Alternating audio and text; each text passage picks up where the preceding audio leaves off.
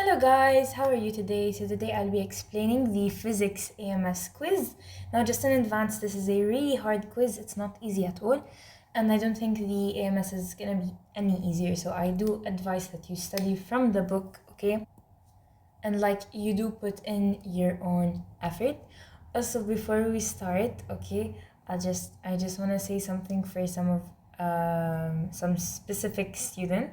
His name is Yasin. Okay, Yasin, Anas told me to tell you this, that now I am on his side because he convinced me to, and there's a surprise waiting for you at the end of the video.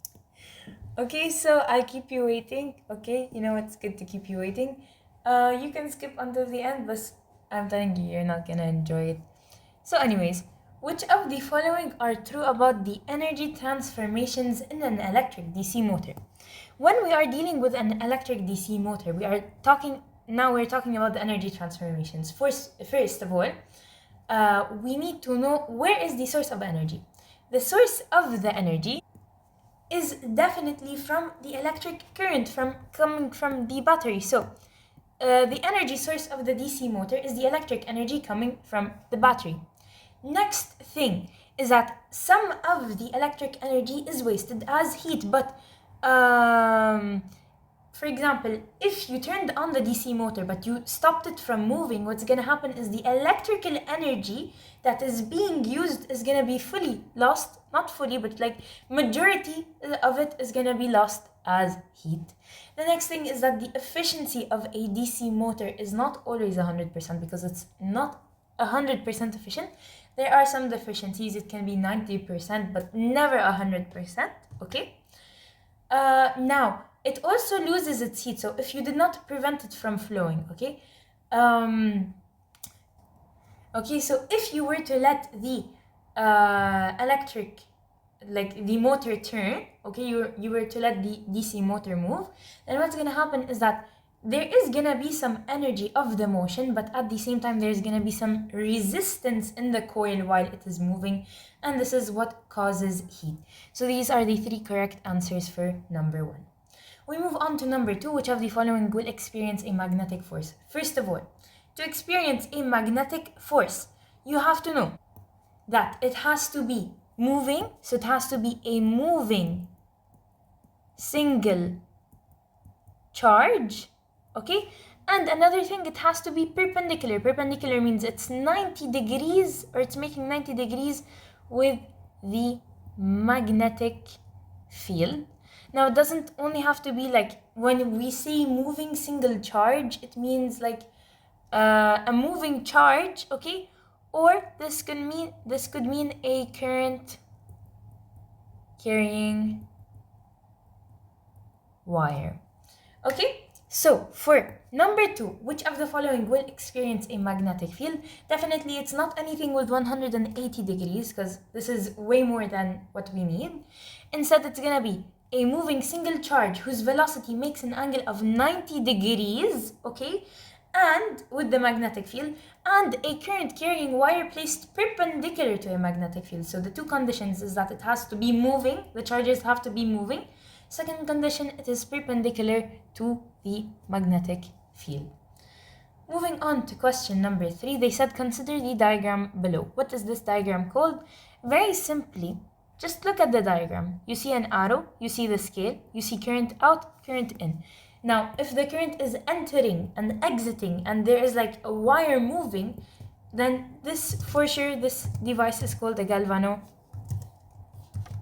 Please do spell it correctly. Okay, so for part A, I think it's supposed to be 2, okay? They forgot to put I. This device is used to measure a weak current. Now, what is the whole purpose of a galvanometer? The galvanometer can measure even the slightest change in current. And of course, what is the galvanometer? It's like a square or a rectangular loop, okay, where the current passes. And of course, inside of the loop, we have a bunch of springs or coils or whatever you want to call them. Now, if you want to increase the sensitivity of the galvanometer, okay, you have 3 ways. The first way for sure is to add the number of coils. The second way is to use a stronger magnet. And the third way is to use a spring with a higher spring constant. Now definitely here this is a missed point, so in the answer key it's only these two, but remember, if you want to make this device more sensitive, you should add turns to the coil, use a stronger magnet, and it should have a higher spring constant, so please pay attention to this. Okay, moving on to question number 4. Okay, now here we came to something called a DC motor, or an electric DC motor. Let us name it fully. It is an electric DC motor. What about this electric DC motor? We have a magnet. We have, let's say, North Pole and South Pole, and we know that outside of the magnet that the field will flow from the North Pole all the way to the South Pole. Okay, now this is used in what? This is like used a lot in cars and etc. So over here we have something made out of copper, and this is called what? A split ring commutator. Okay, so the rings are called split ring commutator. Actually, it's one big ring, but they split it in half, and we call this a split ring commutator. Now, of course, the split ring commutator is very expensive, so they put what? These are called carbon bristles or carbon brushes, okay? They will slide against the wire so that the split ring commutator will not break, okay? So this is pretty much all you need to know.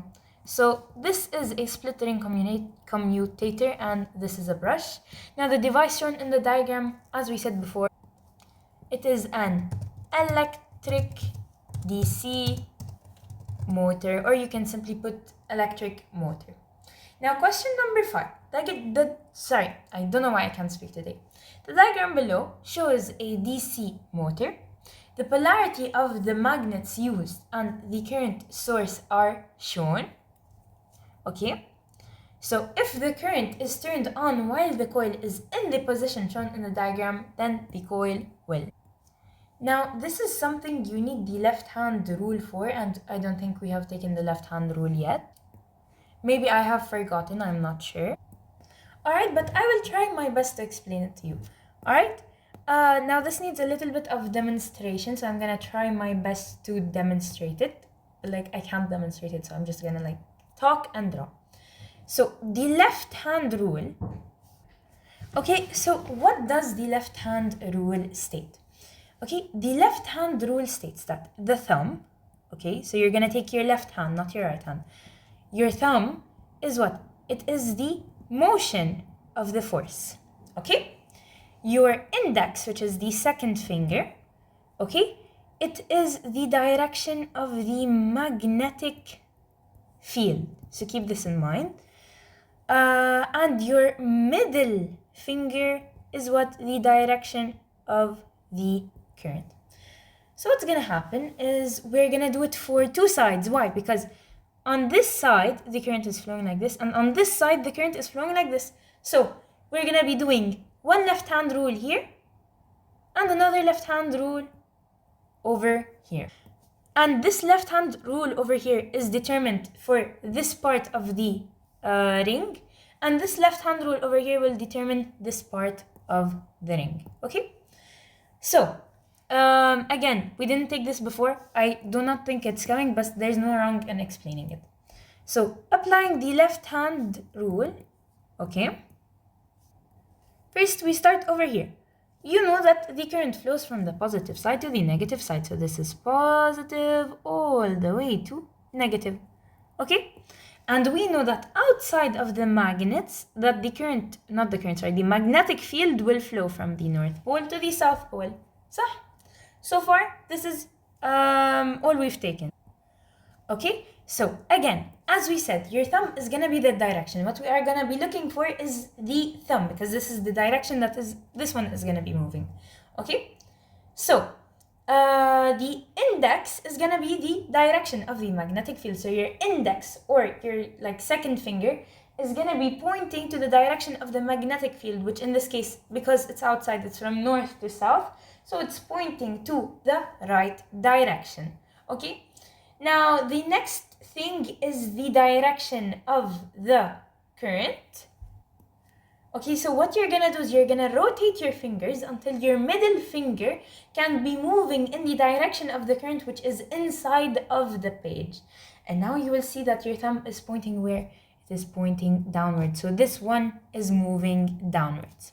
If we're gonna do it for the second one, okay, it's gonna be the same process. So first thing, you're gonna take your index finger. It's moving in the direction of the magnetic field from north to south. So it's going in the right direction. Then you are gonna be moving your middle finger to the direction of the current. So over here, it's going towards yourself or outside of the page, okay? And as you can see, your thumb is pointing upwards. Now, if you connect them and you turn it into like a direction, you will see that it is moving in a counterclockwise direction. So this is pretty much the left-hand rule. So if the current is turned on when the coil is in the position shown in the diagram, the coil will turn counterclockwise. Now again, as we said, the brushes are made of carbon, as we discussed before. We move on to question number 6. Here you have to pay attention. You should know that if there is an angle with the current and the magnetic field, okay, then it has a force. But it has the strongest force when it is perpendicular to the magnetic field. And that means when it is parallel to the magnetic field, it has a force of 0. So very simply, as you can see over here, this is perpendicular because you can apply the right hand rule. So you're going to take your right hand this time, not your left hand. Okay, your right hand. You're going to take your thumb as the direction of the current. So thumb is the current, okay? Your index or your second finger, it is the magnetic field. I'm gonna say MF for magnetic field. And finally, your middle finger, it is the direction of the force. So if we apply it over here first, let me start with the middle one. You will take your thumb and it's gonna go upwards with the direction of the current. V, velocity, current, same thing, okay? So the current. Then next thing, you're gonna take your index and you're gonna point it outside of the plane towards yourself, because X means outside of the plane. Actually, sorry, I'm really sorry. The X means it's inside of the plane. My apologies, I mixed up. So again, your thumb is going up with the velocity or the current, okay? Then your thumb is pointing inside the plane, inside the picture, and then your middle finger is going to be pointing to the direction, which is like this. And as you can see, they are all perpendicular. Okay, so definitely this is the strongest because it's perpendicular. Then this is the second strongest because there is an angle made. And this is the weakest because they are parallel. So this is going to be 1, 2, and 3. We move on to question number 7. Here they said the diagram below shows the direction of the forces acting on the wires, each carrying current I, placed in the magnetic fields B of equal magnitudes. Select the diagram that shows a false direction of the magnetic force. Okay? So to find the direction of the magnetic force, we are going to apply the right hand rule. So remember, in the right hand rule, your thumb is the current or velocity. Okay, your index is the magnetic field, which is denoted by B, and then your middle finger is the force F. So for the first one, you're gonna take your thumb I and you will move it with the current. Then you will move it with the magnetic field, okay? And then you are gonna put your middle finger perpendicular to the direction, and you're gonna see what? You're gonna see that it's going inside the picture. So your middle finger is supposed to be pointing towards your tablet. So this is then correct. If we do it for this one, as you can see, the current is going upwards, okay? The magnetic field is directed outside, so it's pointing towards you, not towards your tablet, but towards you. And if you do a perpendicular, you will see that the force F is going to the right. So this is also correct. If we do it for this one, logically it's wrong because it's the same as this but opposite direction. But let's do it. You're gonna take your thumb, it's gonna move upwards. Then the magnetic field, your index is gonna point outside of the tablet, so towards you, not towards the tablet, towards you instead. Okay? And if you put your finger perpendicular, it's supposed to go to the right, so this one is incorrect. And now finally for this one over here, if you go with the current inside, so your thumb is gonna be pointing inside towards your screen, okay? The magnetic field is supposed to be pointing upwards, so your index is gonna be pointing upwards. That means your middle finger is supposed to be pointing to the right. So very simply, this is correct. And they said they want us to choose that gives a false direction, so this is the only one that gives a false direction. Okay, we move on to question number 8. They said a magnet is inserted into the loop shown below. The magnetic field of the magnet is directed into the plane of the picture. Okay, so a magnet is inserted into the loop shown below. The magnetic field of the magnet is directed into the plane of the picture. Choose the correct answers to complete the sentences below. The direction of the induced current in the loop. Now to find the direction of the induced current, first thing we're going to do is we're going to apply the right hand rule. But this is whose rule? This is Lenz's, okay, right hand rule. So how are we going to apply it? We're going to take our thumb. We are going to point it towards the page, so inside of the screen, because X means inside of the screen. Then you're gonna rotate your fingers, so you're gonna turn them, and you will see that it is turning in this direction, or the tip of your fingers are moving in this direction. So the direction of the induced current is clockwise.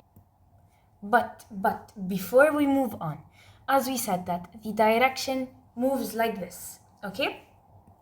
The direction of the supposed induced current in the loop moves like this.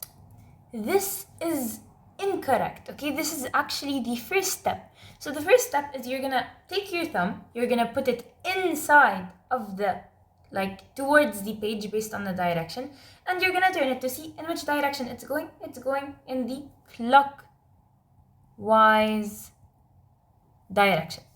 Now the second step is to remember Lenz's law. What is Lenz's law?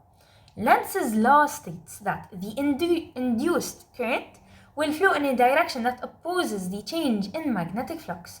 So how do we find the change in magnetic flux? Well, very simply, as you can see over here, the inside, when we are discussing inside, that means it is an increase in magnetic flux.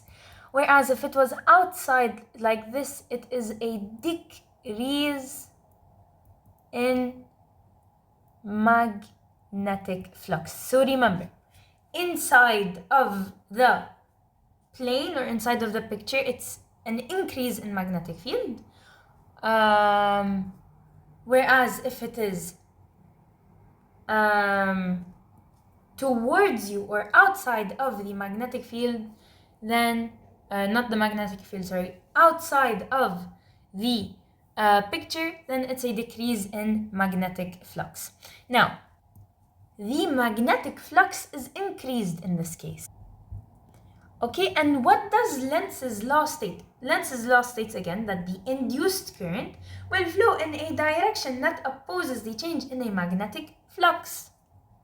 So if the magnetic flux is going inside of the page, then the opposition is gonna be outside, so it's gonna be flowing outside. The current is supposed to be flowing outside, okay? So you're gonna point your finger towards you or outside of the screen, okay? And you are gonna rotate your finger and you will see that it will go in this direction, so it's a counterclockwise direction. So again, first thing you're gonna do, you are gonna follow the directions to find the supposed current. So in this case, you're gonna take your thumb, okay? You're gonna put it inside and you're gonna rotate. You will see it is a clockwise direction. Next thing you have to remember is Lenz's law, that the induced current will flow in a direction that opposes the change in magnetic flux. So as you can see, it is inside the page, and inside the page means, okay, the second thing we're gonna do is we're gonna understand how is the current flowing. So again, we said it's going inside. So what does inside mean? Inside means that it's an increase in the magnetic flux, whereas if it's flowing outside, then it is a decrease in magnetic flux. So in this case, the induced current will flow in a direction that opposes the change in magnetic flux. So if the change is increasing, there's supposed to be a decrease in magnetic flux. So how will it decrease? Okay, very simply, for it to decrease, we are just gonna change the direction from outside to in, so from inside the picture to outside the picture. So now you're gonna redo it again. You're gonna put your thumb outside facing you, and you're gonna turn your hand. You will see that it goes in this direction, which is counterclockwise. Now, very simply, the principle used to determine the direction but not the magnitude. This is Lenz's rule. Whereas the principle used to determine the magnitude of the electromotive force. This is Faraday's law. So remember, Lenz's rule is used to determine the direction. So you have Lenz, he found out how to determine the direction. Whereas you have Faraday, who determined how to find the magnitude. Okay, we move on to question number 9. Okay, so now we are question number 9. They need us to find the induced current flows from the point. First of all, they told us that the rod moves towards AB. So as you can see, this is the direction, it's moving towards AB. They need what? They need the induced current. How do we find the induced current? First thing we need to know is that the induced current should apply Lenz's law. Lenz's law states that the induced current will flow in a direction that opposes the change in magnetic flux. So first thing, we need to see what is or how is the change in magnetic flux. Before that, we need to see that B, our magnetic field, is inside. So it's X, inside of the page. Okay, so the metal rod is moving towards the left direction. So as you can see, it's slowly making the field a bit smaller. So it's moving in the left direction. That could be here, and it can make the field extremely small. Okay, so that means that the magnetic field is decreasing. Okay, so to oppose this, okay, the only thing we can change is the direction of the magnetic field. So if the magnetic field is moving to the left, it's making the size smaller. Okay, so the magnetic flux is decreasing. So to increase it, we have to change the direction of the magnetic field, or you have to strengthen it or whatever. So in this case, if you change the direction of the magnetic field from towards the page to outside of the page, okay, so it becomes outside of the page, then the magnetic flux is gonna increase. So we applied Lenz's law. Lenz's law states what? That the induced current will flow in the direction that opposes the change in magnetic flux. So if the change in magnetic flux is that it's decreasing, then we need to increase it. To increase it, we are gonna change it from to increase it. So in this case, to increase it, you need to switch the direction of the magnetic field. You switched it. It is now facing outside of the plane or towards you. So now we can apply the right-hand rule, okay? Applying the right-hand rule, you have that the direction of the current is first of all like this, or the direction of V is like this, okay? It is going to the left side. Then we have the magnetic field, it is pointing towards you. And then finally, you have what? You have the direction of what? Of the induced current, which is upwards. So upwards means it's starting from B and going to A. So the induced magnetic field flows from point B to point A. Thus, the rate of flux change through the loop. They need us to find the rate of flux change through the loop. So look, originally it was what? Originally, if you are to do the right hand rule, okay, without the change and whatever, you are gonna get that it's gonna move to the left, okay, the magnetic field is inside and the direction is down, so it's going from A to B. And if from A to B it has an electromotive force of 30, then definitely from B to A it's gonna have the opposite, which is negative 30. And that is pretty much it for this question. We move on to question number 10. We have a rectangular wire ABCD is connected to a galvanometer that measures induced electromotive force. The wire is rotated at a constant speed inside a horseshoe magnet as shown below. How can we increase the induced EMF in the wire? So definitely by rotating the wire faster, where is it? Here. You can increase the induced EMF. Using a sensitive galvanometer. What does this have to do with the electromotive force? The galvanometer only measures if there is a current or not. Using a smaller wire, no. Instead, if you used a bigger wire, yes, that would increase the EMF. By using a stronger magnet as well, this would increase the EMF, and rotating the wire faster, this increases the EMF. So again, using a larger wire, rotating the wire faster, and using a stronger magnet can cause what? An increase in the induced EMF. Moving on to question number 11. Which of the following is true for a galvanometer? So, what you need to know, okay, what we need to know about a galvanometer is that it must be placed in a radial field. This is the first thing. So, the galvanometer placed in a radial field, okay, has a torque. So if you place it in a radial field with a radius, it's gonna have a torque or a rotation, okay?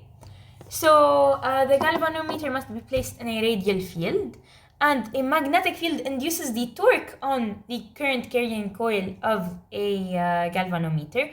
Now one more thing is that, and as well, the coil of a more sensitive galvanometer contains a smaller spring constant. So the smaller the spring constant, the more sensitive the galvanometer is.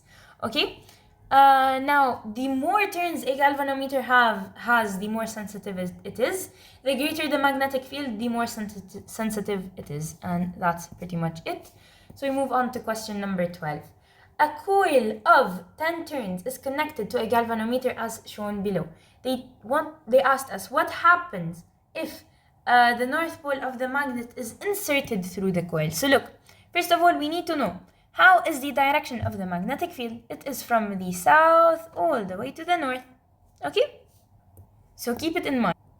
Okay, when we are dealing with a magnet, inside it flows from the south to the north.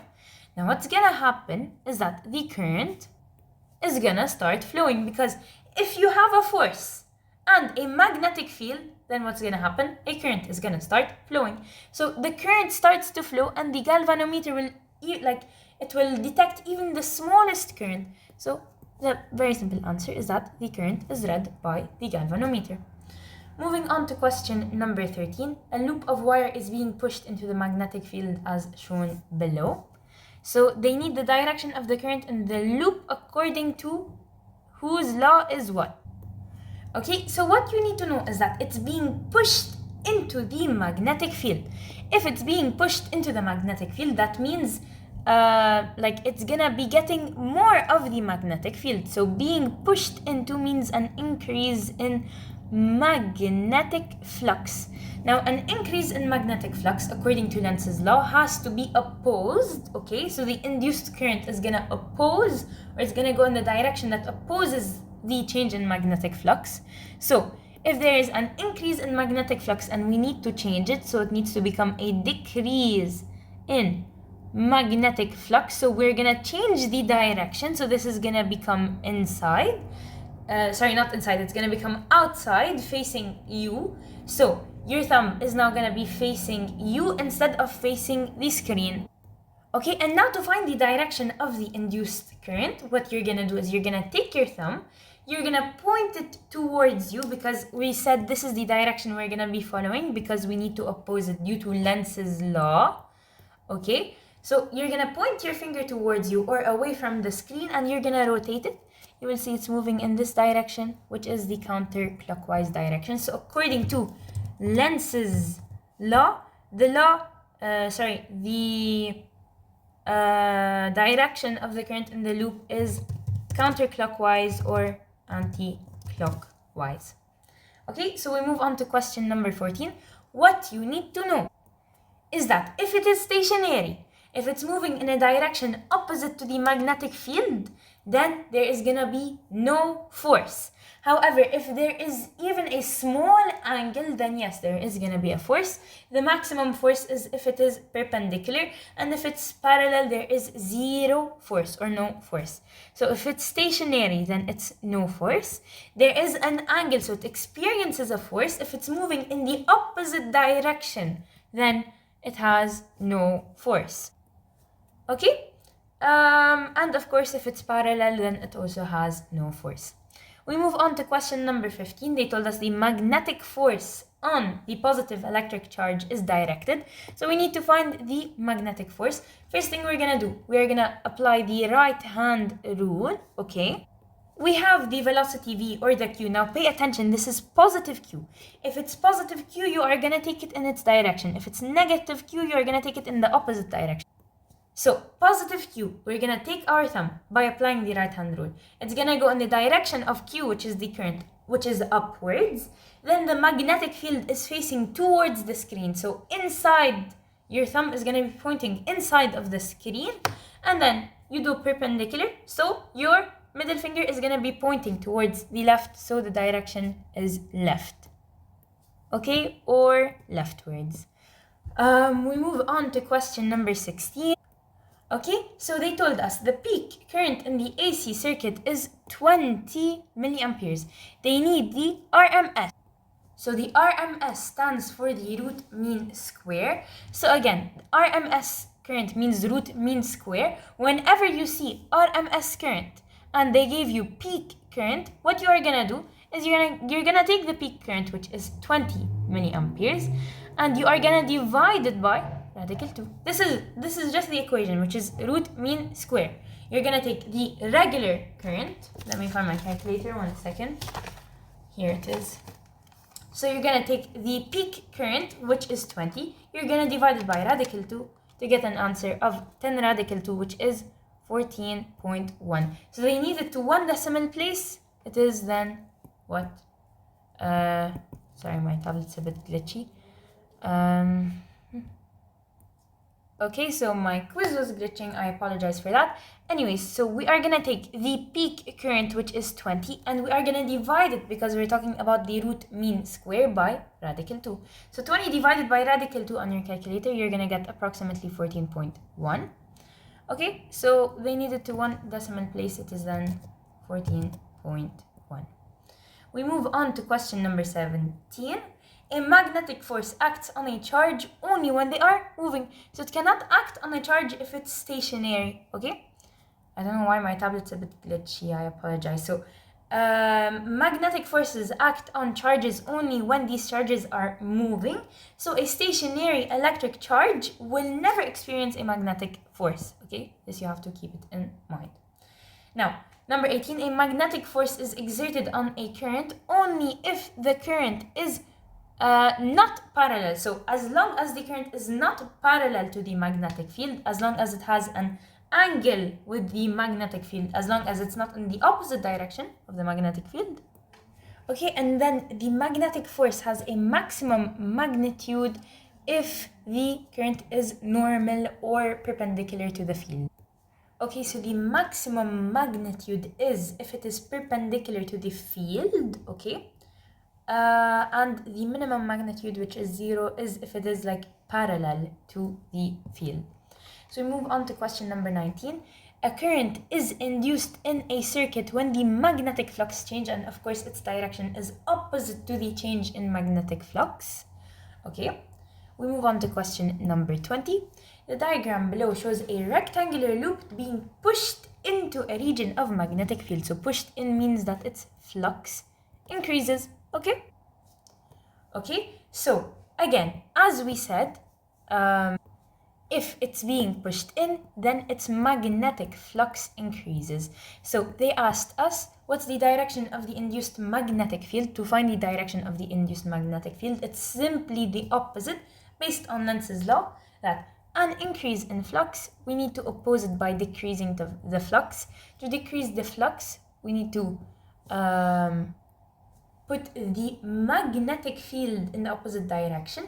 So if originally it was inside the plane of the picture, the induced is gonna be outside the plane of the picture, and the direction of the current is gonna follow the induced magnetic field. So if in this one it's outside of the picture, so it's facing yourself and not your tablet, okay, you're gonna rotate your fingers and you will see that it's going in the counterclockwise direction. So the induced magnetic field is out of the page and it is in the counter or anti-clockwise direction.